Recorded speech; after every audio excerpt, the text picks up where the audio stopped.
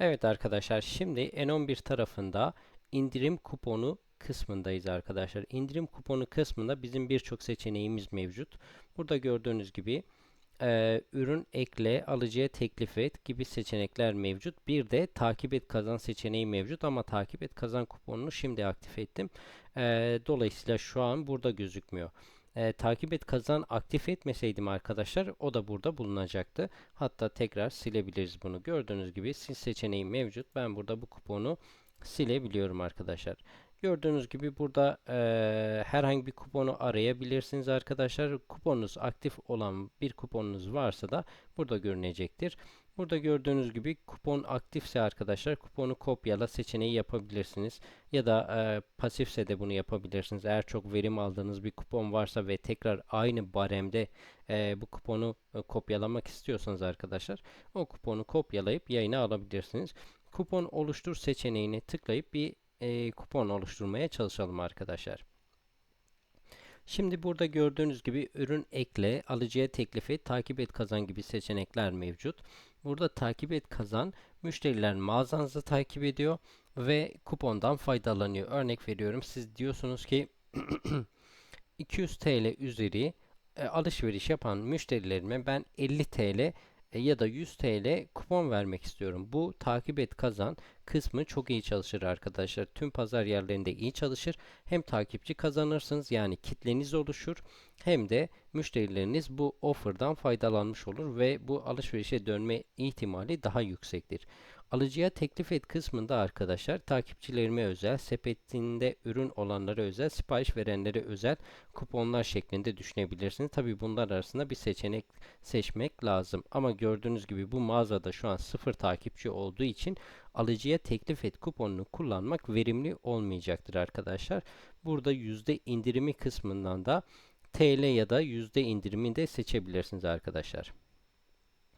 Ürüne ekle kısmında ürün kuponu oluşturabiliyorsunuz arkadaşlar. Ben bir tane şimdi takip et kazan kuponu oluşturmak istiyorum ki buradaki müşteri kitlem takip etsin mağazamı ve kupondan faydalansın, alışverişe dönsün. Şu an bunu düşünüyorum ve takip et kazan kuponumu oluşturacağım. Bunu beraber yapalım arkadaşlar.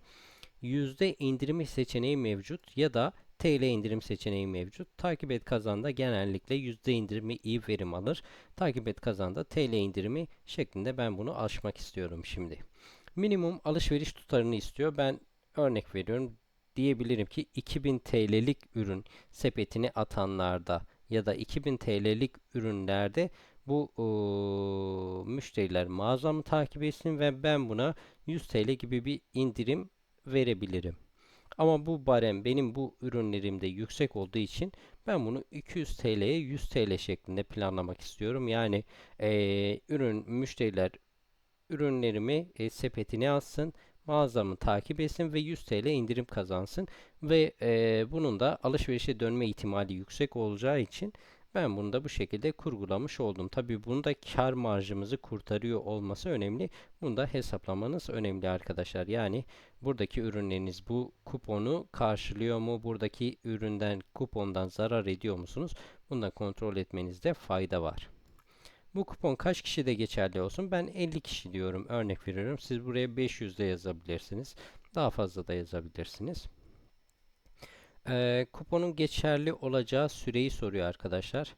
Ee, Ben burada 21'i diyorum ve şurayı da 28'i diyorum. Kuponun yayın için geçerli olacağı süreyi diyor. Ben burada 21'inden 28'ine kadar seçiyorum. Şurayı 26'sına kadar seçelim. Şöyle yapalım tekrar. İlerletelim bir. Evet, geçerlilik bitiş tarihi bir hata verdi. Burada bir düzenleme yapmam lazım. Geçerlilik başlangıç ve bitiş tarihinde. Dolayısıyla ben şurayı şöyle 29 yapmak istiyorum. Kuponun yayın için geçerli olacağı süreyi 30 yapalım hatta. Şöyle 30'una kadar yapalım. Ve kaydet dediğimde gördüğünüz gibi kuponumu canlıya almış oldu arkadaşlar. Bunu da bu şekilde siz de yapabilirsiniz. Bir tane kupon daha yapmak istiyorum arkadaşlar. Burada da ürüne ekle seçeneğini kullanmak istiyorum. Neden? Çünkü benim burada alıcıya teklif et seçeneğim şu an çok düşük. Bu mağazada şu an bir takipçi kitlem olmadığı için alıcıya teklif et seçeneğini kullanmak istemiyorum. Takip et kazanı oluşturdum. Ürüne ekle seçeneğini de kullanacağım ki müşteriler bu ürünlerde kupon olduğunu görsün ve daha fazla bu ürüne yönelsin istiyorum. Bunda da yüzde indirimi kullanmak istiyorum. Yayınlanma amacı mağaza kuponu, ürün kuponu şeklinde seçmek istiyorum. Burada bir müşteri için max kupon sayısı arkadaşlar 2 olsun. Yani aynı müşteri bu kupondan 2 kere faydalanabilir seçeneğini soruyor bana. Ben 2 diyorum. Bunu daha fazla arttırabilirsiniz. Yani aynı müşteri 5 kez de bu kupondan faydalanabilir. Bir kez de siz nasıl isterseniz onu o şekilde planlayabilirsiniz. Minimum alışveriş tutarını soruyor. Ben burada eee 300 TL de diyebilirim. Alt limiti dilediğiniz şeklinde kullanabilirsiniz arkadaşlar. Ben burada tekrar 200 TL demek istiyorum. Neden? Çünkü benim buradaki ürünlerim fiyatı şu an kampanyasız fiyatta, yani çok düşük bir fiyatta değil. Kar marjı olarak da beni kurtardığı için ben 200 TL'lik alışveriş alt limitinde %15 gibi bir kupon verebilirim. Bu şekilde görüyorum. Kurtarıyor.